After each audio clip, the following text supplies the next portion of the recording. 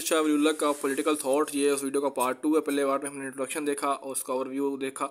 अब हम पार्ट 2 में आ गए हैं। इसमें हम देखेंगे पॉलिटिकल सोशो पॉलिटिकल कॉन्टेक्स्ट देखेंगे।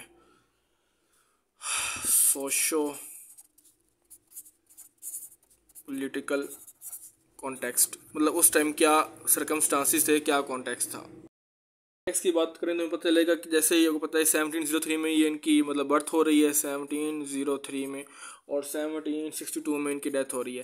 तो ये 18th सेंचुरी का स्टार्ट है। ये क्या बेसिकली 18th सेंचुरी का स्टार्ट है, इसको 18th सेंचुरी कहते हैं। तो इसमें क्या हुआ 18th सेंचुरी के स्टार्ट में जो इस्लामिक पॉलिटिकल इकोनॉमिक और इंटेलेक्चुअल जो स्टेट थी ना मुग़ल एम्पायर की, वो डिक्लाइन हो रही थी। ठीक है, मुग़ल जो एम्पायर था वो बेसिकली क्या हो रहा था, डिक्लाइन हो रहा था। मुग़ल एम्पायर ख़त्म हो चुका था, खोखला हो गया था, बिल्कुल ही आखिरी स्टेज में था। ठीक है, जैसे ही औरंगज़ेब की डेथ हुई थी, after the death of Aurangzeb, ठीक है, तो औरंगज़ेब तक तकरीबन चीज़ें ठीक थी, लेकिन औरंगज़ेब जैसे ही उनकी डेथ हुई तो उसके बाद जो मेजर प्रॉब्लम्स हैं, जो कन्फ्लिक्ट्स हैं, उनके जो बेटे थे, उनके जो सन्स थे, उनमें जो है वो स्टार्ट हो गए कन्फ्लिक्ट कि कौन सक्सीड करेगा, कौन जो है वो तख्त पे बैठेगा।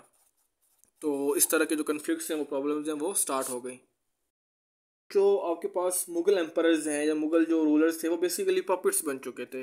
क्या एक वो कठपुतली जो है वो बन चुके थे। अपर क्लास जो पावर होल्डर थे, अपर जो क्लास थी, इलीट क्लास थी, उनके हाथों, उनके हैंड्स में क्या हो गए थे, ये बेसिकली पपेट्स से मतलब कोई अपना पावर नहीं थी, टिटुलर बस सॉवरेन बन चुके थे। एक्चुअल जो पावर थी वो इनके पास थी। ठीक है, और उस टाइम दो ग्रुप्स बन चुके थे। ठीक है, दो ग्रुप्स बन चुके थे, और वो दो ग्रुप्स कौन से थे, एक तुरानीस थे और एक ईरानीस थे। ठीक है, तुरानीस एक ग्रुप बन चुका था, दूसरा था ईरानीस। तो ये आपस में इनकी कन्फ्लिक्ट से लड़ाई थी कि किसको पावर कितनी मिलेगी, कौन जो है ज़्यादा जो है वो पावर गेन करेगा। इसके अलावा जो सेंट्रल गवर्नमेंट थी वो बिल्कुल डिस्टेबलाइज हो चुकी थी। ठीक है, सेंट्रल गवर्नमेंट डिस्टेबलाइज हो चुकी थी।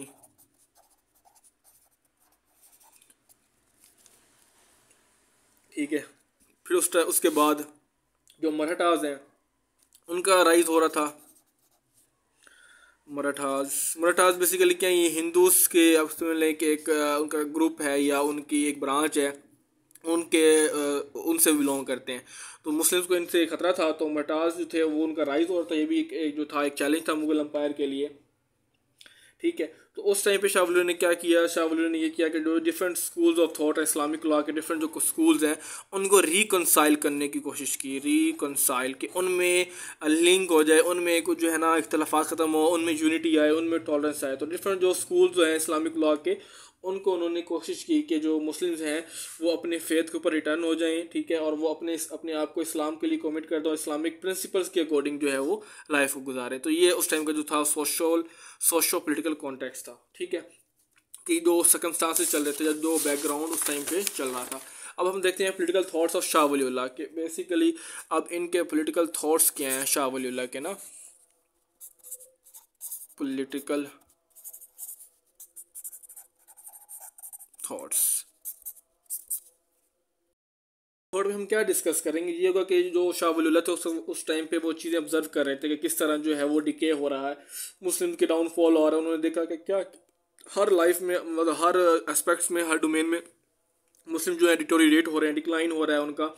और उन्होंने देखा कि इस डाउनफॉल की कॉजेज़ क्या हैं, उसको उन्होंने एनालाइज किया, और उसके लिए फिर उन्होंने रेमेडीज़ दी, वे फॉरवर्ड दिया, सजेशन दी, रिकमेंडेशन दी कि किस तरह आप उनको डील कर सकते हैं। तो इस हिसाब से उनको रिस्टोर करने के लिए अपना जो है जो मुस्लिम्स को पावर, जो पॉलिटिकल पावर है, उसको रिस्टोर करने के लिए उन्होंने अपना पॉलिटिकल थॉट दिया, इस्लामिक पॉलिटिकल थॉट। और उसमें उन्होंने बताया कि किस तरह जो मुसलमान हैं पॉलिटिक्स के थ्रू या पॉलिटिकल पावर को रिगेन कर सकते हैं by following the principles of Islam.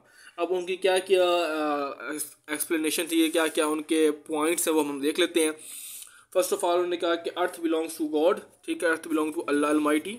जो ज़मीन है वो अल्लाह ताला की है। Property that nobody has right to usurp or interfere with an others property, कि किसी को हक नहीं है कि वो किसी दूसरे की जो प्रॉपर्टी है उसमें इंटरफेयर करे। ठीक है, सारी ज़मीन अल्लाह ताला की है, तो हर इंसान अपनी अपनी जो लिमिट है, जो प्रॉपर्टी है, उसमें रहे। वो किसी दूसरे की जो प्रॉपर्टी है, दूसरे की जो ज़मीन है, लैंड है, उसमें इंटरफेयर ना करे।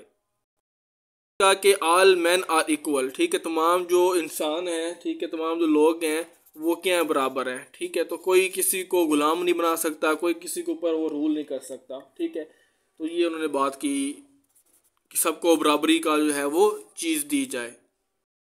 कहा कि जो स्टेट है वो बेसिकली क्या है, स्टेट इज़ द जो हेड ऑफ द स्टेट है वो basically manager of the state है। ठीक है, हेड जो है वो बेसिकली क्या है, मैनेजर है स्टेट का, कि उसने स्टेट को मैनेज करना है, उसने एडमिनिस्ट्रेशन करनी है, उसने इंश्योर करना है कि जो ऑर्डिनरी मैन है उसकी लाइफ सही गुजर रही कि नहीं गुजर रही। तो उसके लिए उसके पास राइट है हेड के पास कि वो ट्रेजरी में से जो ख़जाना होता है ट्रेजरी में से पैसे उठाए और उसको सही जगह पे जो है वो इन्वेस्ट करे या सही जगह पे उसको यूटिलाइज़ करे। तो ये उन्होंने कहा। फिर उन्होंने कहा कि ये स्टेट की रिस्पॉन्सिबिलिटी है, ये ड्यूटी है कि वो सस्टेनेंस जो है वो करे।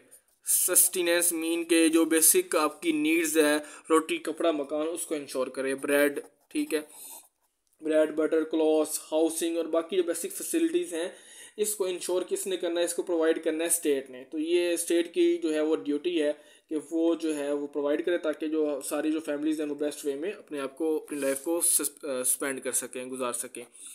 फिर उन्होंने क्या कहा, फिर उन्होंने ये कहा कि जो भी राइट्स हैं ये सारे उनके फंडामेंटल राइट्स हैं, तो बगैर किसी रेस, ठीक है, religion, caste, class, religion caste या क्लास के उनको ये प्रोवाइड किए जाने के जो सारे फंडामेंटल राइट्स हैं, सिक्योरिटी का, फूड का, मेडिकेशन का, एजुकेशन का, ये सारे राइट्स उनको मिलने चाहिए।